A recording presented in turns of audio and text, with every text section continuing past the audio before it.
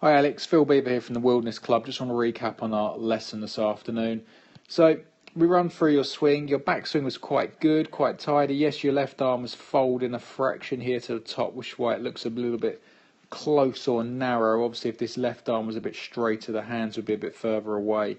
To the extreme of this lady here, Michelle, where you can see her hands are a long way away from her head. And that's purely because her left arm's a little bit straighter. But at the moment, we're going to leave that alone because that's something I think you've been focusing on way too much.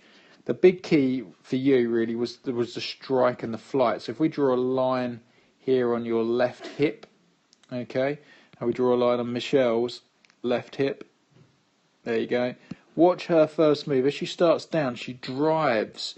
You can see that left hip's gone forwards of that line and she stays in front of that line all the way through contact. With you, you'll see that as you start down, you move a fraction, but now already, look at your left leg, is on that line, and when you actually make contact, you're actually moving away from that line. So there's no pressure moving into this left foot, okay, and there's no real weight or mass of your body getting actually in front of the ball. So, which is why it's not that powerful, and two, the strike is very inconsistent because your hips are not accelerating towards the target.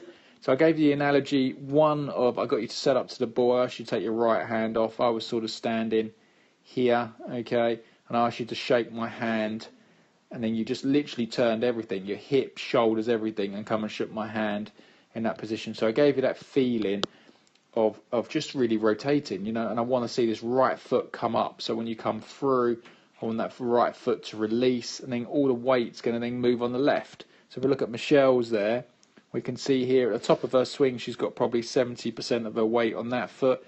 And now she's moving down, she's probably only got 10% on this foot and then 90% on that foot.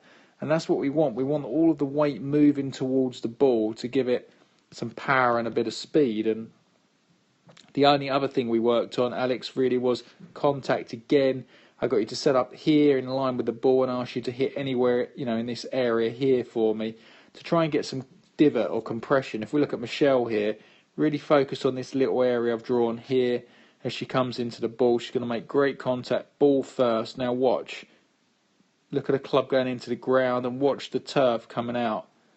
Okay?